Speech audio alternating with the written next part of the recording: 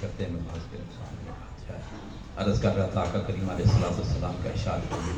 فرماتے ہیں مل میت فی القبر الا کالغریق المتغوص ینتظر،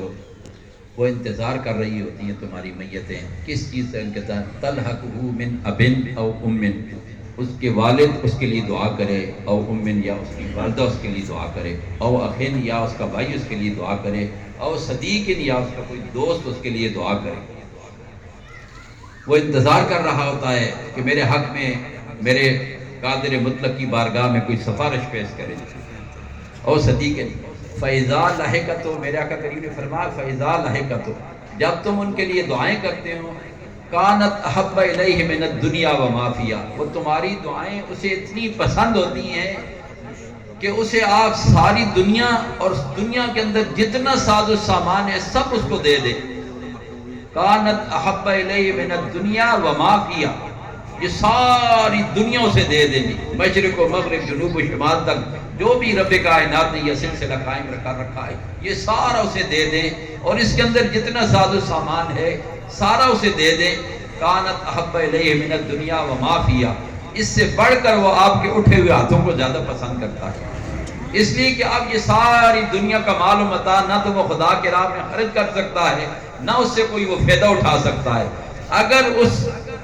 پر جو پریشانیاں ہیں وہ پریشانیاں اگر دور ہو سکتی ہیں تو آپ کے اٹھے ہوئے ہاتھ کے یا اللہ یہ ہمارا خوبصورت بھائی جو زندگی کے خوبصورت لمحات اس نے گزارے ہیں، ممکن حد تک وہ تیری اتباع کی سعادتیں اسے نصیب ہوئی ہیں اور بشری اعتبار سے وہ کہیں کمزور نظر آتا ہے، کریم مالک تو اپنی شان کریمی سے اسے کرم فرما، اسے آسانیاں عطا کر دے۔ تو یہ ہمارے اٹھے ہوئے ہاتھوں کو بھی اللہ تعالیٰ نے بڑی عزت عطا کی، فرماتے کہ ان ربکم حی کریم، تمہارا رب بڑے حیا والا ہے اور زندہ ہے،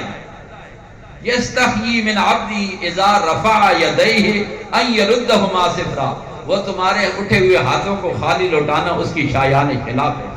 وہ کبھی اس بات کو نہیں پسند کرتا کہ تم اس کی بارگاہ میں ہاتھ اٹھاؤ وہ تمہارے ہاتھوں کو رد کر دے۔ فرماتے کانت احب الیہ من الدنیا وما فیہا وان اللہ تعالی لیدخل علی اہل القبور من دعاء اہل الارض امثال الجبال، فرماتے ہیں اللہ تعالیٰ تمہارے اٹھے ہوئے ہاتھوں کو اور تمہارے صدقات کو اتنی عزت عطا کرتا ہے کہ پہاڑوں کی صورت میں اللہ تعالیٰ اس کی بارگاہ میں پیش کرتا ہے۔ وَإِنَّ هَدْيَةَ الْأَحْيَاءِ إِلَى الْأَمْوَاتِ الْإِسْتِغْفَارُ لَهُمْ، لیکن میت کے لیے سب سے بڑا جو تحفہ ہے وہ اس کے لیے استغفار کرنا، یا اللہ سے معاف فرما دے۔ اور ہم یہ جو ایصال ثواب کرتے ہیں ہمیں طرح طرح سے بہکایا جاتا ہے، ہم یہ جمعرات اور 40ویں کے جو اہتمام کرتے ہیں یہ ایک مقصد ہے کہ معاشرے کی آپ اس کو ایک خوبصورت روایت بھی کیسے دیں، تو اس کا یہ ہوتا ہے کہ لوگوں کے ذہن کے اندر یہ چیزیں بیٹھ جاتی ہیں، تو اس صورت کے اندر وہ لوگ مل بیٹھ کر خوبصورت اللہ کی خوف و خشیت کے ساتھ جب ذکر و اذکار کرتے ہیں، صدقات کرتے ہیں، تو اس طریقے سے میت کو فائدہ پہنچتا ہے۔ تو ہمیں چونکہ اس قوم کو گمگشتہ اور پریشانیوں سے دوچار کرنے کے لیے مختلف قوتیں جو ہیں وہ سرگرم ہیں، جیسے کہ رب کائنات نے فرمایا یا ایھا الذین آمنوا لا تتخذوا اليہود والنصارى، یہ یہود و نصارہ کبھی تمہارے نہیں ہو سکتے، اور ہم نے 1400 سال سے آج تک ان کو اپنا نہیں دیکھ سکے، تو یہ ہماری صفوں کے اندر اپنی سازشوں کی بدولت یہ خرافات اور یہ ساری چیزیں پیدا کر کے ہمیں مقصد طرح طرح کے نقصان سے دوچار کیا جا رہا ہے۔ یہ موجودہ دور کے اندر ہمیں یہ 40ویں یہ جمعرات کے شکوک و شبہات کا شکار کیا جاتا ہے۔ اگر انہی حضرات کے اکابرین کے نظریات کو پڑھا جائے تو وہ ہمیں بڑے واضح ان چیزوں کی ترغیب دیتے ہیں اور فرماتے کانت احب الیہ من الدنیا، کہتے ہیں کہ کان السلف یحبون الاطعام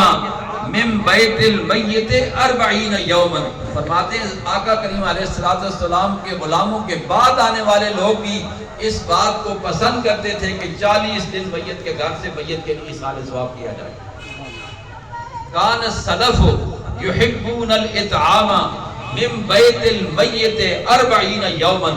40 دن تک وہ میت کے گھر سے میت کے لیے ایصال ثواب کیا جائے۔ جب روزانہ میں نے جیسے گزشتہ حدیث کے اندر آپ کو بتایا کہ جب ہم اس کے لیے ایصال ثواب مقصد جب کرتے ہیں اپنے جانے والے کو تو وہ اسے پہاڑوں کے مانند سونے کے تھالوں میں رکھ کر اسے پیش کیا جاتا ہے، اتنی اسے عزت دی جاتی ہے۔ اس لیے میرے آقا کریم علیہ السلام نے فرمایا ان اللہ یرفع درجۃ للعبد الصالح فی الجنۃ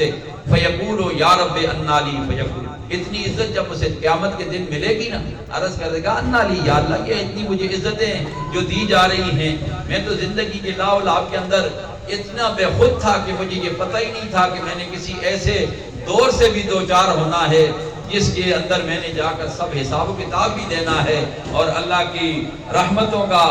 سزادوار و حقدار بھی ٹھہرنا ہے۔ تو وہ تو دنیا کے مشاغل کے اندر میں نے تو اپنے آپ کو اتنا مستقل کر رکھا تھا کہ مجھے تو ہوش ہی نہیں تھا، لیکن فرماتے ہیں کہ پھر جب عزت دی جائے گی تو کہے گا کہ یہ کیسے انا لی، یہ کیسے ہوا؟ تو جواب اسے ملے گا فَيَقُولُ بِإِسْتِغْفَارِ وَلَدِكَ لَكَ، تیری اولاد نے تیرے لیے دعائیں کی۔ ایک اور حدیث شریف میں پیش کر کے سادہ سے لفظوں میں میرا آقا کریم نے فرمایا اذا مات الانسان انقطع عنه عمله الا من ثلاثه او صدقه جاریہ او علم ينتفع به او ولد صالح يدعو له، فرمایا جب انسان مرتا ہے تو اس کے سلسلہ اعمال منقطع کر دیا جاتا ہے، اب نہ اس کے اعمال کے اندر کوئی برائی جا رہی ہے نہ نیکی جا رہی ہے، لیکن یاد رکھا جائے جس نے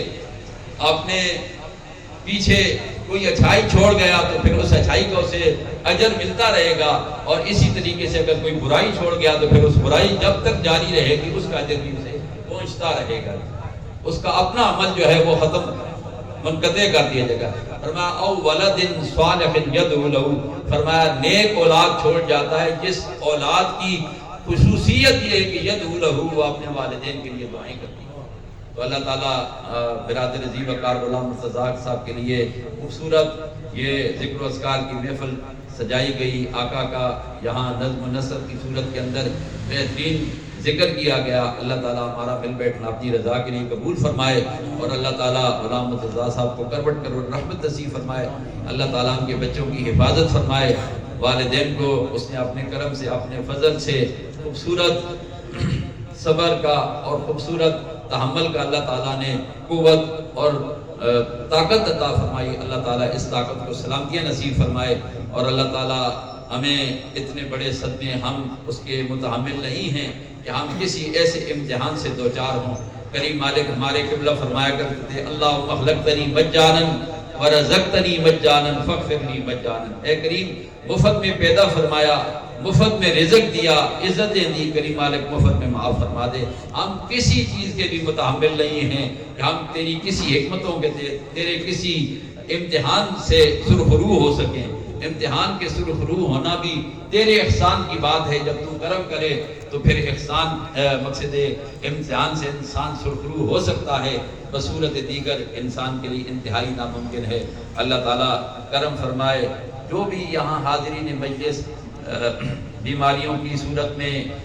بے اولادی کی صورت میں، رزق کی تنگیوں کا، جو بھی ہمیں زندگی کے اندر کوئی ایسی صورتیں جو ہماری زندگی کو متاثر کیے ہوئے ہیں، ہمارے لیے کسی اعتبار سے بے سکونی کا باعث ہیں، تو اللہ تعالیٰ ہمیں ایسی ساری صورتوں سے محفوظ فرما کر اطمینان قلب کی زندگی نصیب فرما کر اپنی بارگاہ میں سجدہ شکر کی توفیق نصیب فرمائے۔ وما علیہ الا البلاغ۔